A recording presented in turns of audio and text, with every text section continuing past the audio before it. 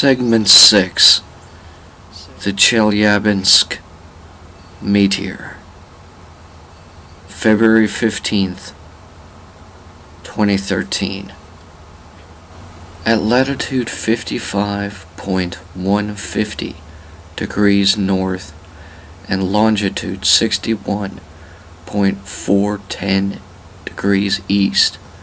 on the morning of February 15th, 2013, at 3:20 UTC, a super bolide 20 meters in diameter, weighing between 12 and 13,000 metric tons, crossed Earth's atmosphere at around 20 kilometers per second and exploded in an airburst at around 30 kilometers altitude, releasing around 500 kilotons of explosive energy, 20 to 30 times that of the A-bomb dropped on Hiroshima. Although occurring on the same day as the highly publicized expected near-miss flyby of the massive asteroid 2012 DA-14, the initial reaction to the Chelyabinsk event from an expert publicly online, Phil Plait at Bad Astronomer, described their difference as being a solid 12 plus hours between the event and the expected closest proximity of asteroid DA-14 to Earth, which occurred around 16 hours later. Although initial official reports to Reuters Newswire described the event by saying only that an object exploded at about 32,000 feet above the Earth, this initial misidentification led another government expert who spoke to Moscow FM radio station to say he believed it may have been a bolide,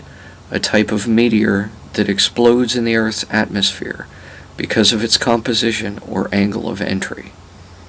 according to a report the following day in the New York Times. According to Wikipedia, the International Astronomical Union defines a bolide fireball as a meteor brighter than any of the planets, magnitude -4 or greater. It was later confirmed to have been brighter than sunlight as well, and based on video of the event analyzed initially by Phil Plait, there was a shock wave about 20 seconds in from the meteoroid hitting Earth's atmosphere, measuring a 2.7 seismic wave, which would have seemed to confirm this. However, again, according to the New York Times article the following day, the governor of the Chelyabinsk region reported that a search team had found an impact crater on the outskirts of a city about 50 miles west of Chelyabinsk, which would indicate the meteor did not explode in the atmosphere, thus proving all prior initial official reports wrong and reclassifying the event as a meteorite impact. By November 14th, later the same year as the event, a full analysis of the event was published in the scientific journal Nature. According to this report, there is a strong likelihood that the Chelyabinsk meteor had, previously to its impact, been an Apollo asteroid in a close orbit to unusually large, estimated 2.22 kilometers in diameter, near-Earth asteroid 86039, formerly 1999 NC-43, for at least the last 1,000 years. However, the report goes on to clarify earlier rumors that the impact could not have been predicted due to the trajectory of the asteroid's radiant being inbound to Earth from the same direction as the Sun. More recent articles, collected on open-source online encyclopedia website Wikipedia, indicate additional traits of the event, such as that the hypocenter of the first of 3 blasts, each with different amounts of kinetic energy released a flash of light brighter than the sun, enough to leave some residents sunburned for weeks afterwards, followed around 2.5 minutes later by an infrasound shock wave, which was responsible for about 1,500 medical injuries due to glass windows of around 7,200 buildings across 6 cities in the southern Ural region, all being blown out at once.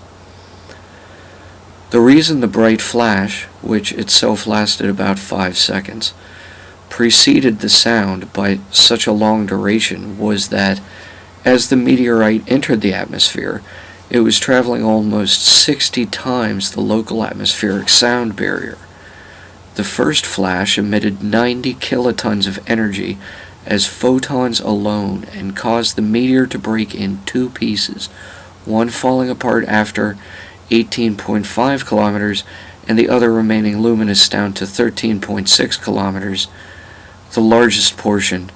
around 60 centimeters and weighing 654 kilograms, appearing to have held together enough kinetic energy, still traveling at 64% the speed of sound, to puncture the frozen surface of Lake Cherbarkul.